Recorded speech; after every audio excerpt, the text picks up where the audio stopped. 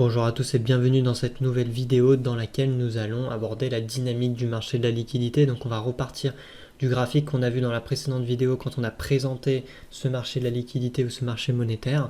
Et puis cette fois-ci on va faire varier l'offre et la demande. Alors juste pour un petit rappel, on avait du coup ce graphique ici avec l'offre qui était totalement inélastique au taux d'intérêt et la demande qui dépendait de deux composantes, à savoir le revenu et le taux d'intérêt.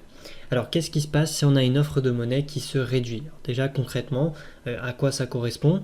Tout simplement, on avait vu qu'en abscisse, on avait ce qu'on appelait les encaisses réelles monétaires et c'était constitué d'un ratio avec le numérateur qui représentait la masse monétaire et le dénominateur qui était le niveau général des prix.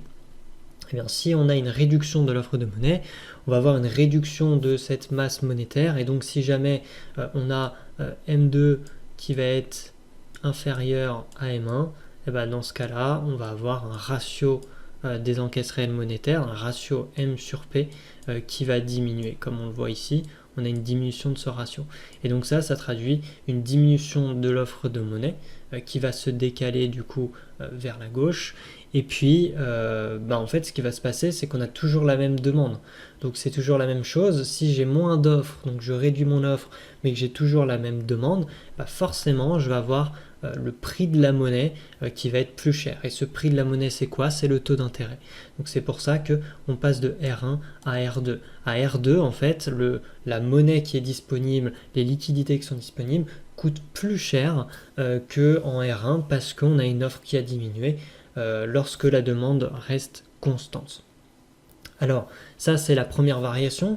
On pourrait très bien imaginer qu'on injecte plus de masse monétaire et donc on aurait un M3 qui serait supérieur au M1 et donc on aurait ici là un nouveau ratio qui serait plus important et qui serait plus important que la situation initiale et donc on aurait un décalage de l'offre de monnaie vers O3, O3 et donc on aura un décalage vers la droite. Et donc ça signifierait que pour une demande de monnaie qui reste constante, on aura un décalage, une baisse du prix de la monnaie vers, on va mettre R3 ici.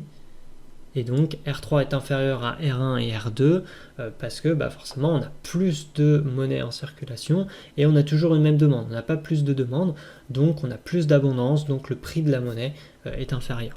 Donc c'est pour ça en fait qu'on a un peu cette relation entre taux d'intérêt, offre et demande. Alors justement, si on passe sur le deuxième graphique avec cette fois-ci des variations de demande de monnaie, alors la demande de monnaie peut varier notamment avec le revenu, c'est ce que je vous avais dit dans la précédente vidéo. Et alors quel va être le mécanisme?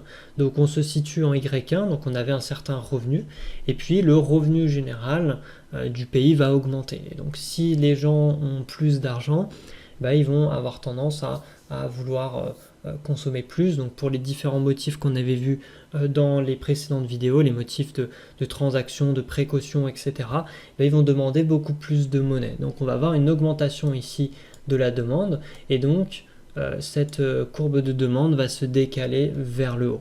Sauf que l'offre de monnaie, elle, reste la même dans cet exemple. Et donc c'est toujours la même chose, si j'ai une offre de monnaie qui reste la même, mais que j'ai une augmentation de la demande, je vais forcément avoir plus de demandes que d'offres, et donc je vais avoir un prix de la monnaie qui va augmenter. Donc c'est ce qu'on voit, on a ce taux d'intérêt qui augmente, et on arrive à un nouvel équilibre ici, où à une offre constante, le surplus de demande de monnaie va résulter d'une augmentation du taux d'intérêt. On aurait pu imaginer que les gens deviennent plus pauvres dans le pays et donc on aurait ici un décalage de la courbe de demande plus vers le bas et donc on aurait à nouveau une diminution à offre constante de monnaie, une diminution du taux d'intérêt. Donc au final, si on récapitule, une augmentation du taux d'intérêt peut résulter d'une variation de l'offre de monnaie si la demande reste constante, mais ça peut également provenir d'une augmentation de la demande de monnaie si l'offre reste constante. Donc on a vraiment ces deux cas de figure. Mais au final, la question qu'on peut se poser, c'est comment on passe de cette vision du marché monétaire à la vision de courbe LM. Hein. Donc la courbe LM, je vous rappelle, on avait en ordonnée le taux d'intérêt et en abscisse on avait le revenu. Alors au niveau du marché monétaire, on avait également en ordonnée le taux d'intérêt, donc jusque-là ça ne change pas. Par contre, c'est vrai qu'on avait les encaisses réelles monétaires sur le marché monétaire en abscisse, alors que là on veut le revenu. Ben, en fait, on vient faire le mécanisme. Hein. On a vu que quand le revenu augmentait, donc dans ce cas-là on avait une augmentation de revenu à Y2, alors ça résultait d'une augmentation du taux d'intérêt parce que les gens demandaient plus de monnaie à offre constante, et donc on avait vraiment cette relation que quand Y augmentait, et ben on avait le taux d'intérêt qui augmentait, et ça on pouvait le voir sur le marché monétaire, on vient de l'étudier. Ben, quand on regarde la courbe LM, on voit que c'est exactement la même chose. Hein. Quand j'ai une augmentation du revenu, ben, j'ai une augmentation du taux d'intérêt.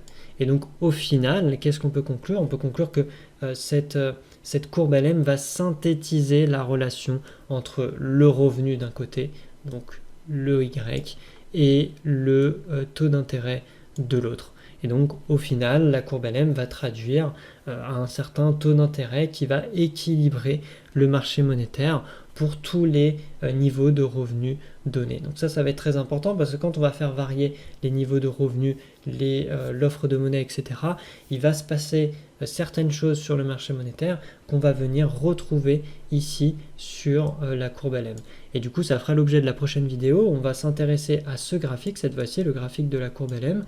Et puis, on va faire varier cette courbe LM pour voir qu'est-ce qui se passe quand on modifie les différentes variables du modèle. Donc voilà, si cette vidéo vous a plu, n'hésitez pas à liker, à partager, à laisser un commentaire sous la vidéo. Et puis moi, je vous dis à très bientôt pour la prochaine vidéo. Ciao à tous!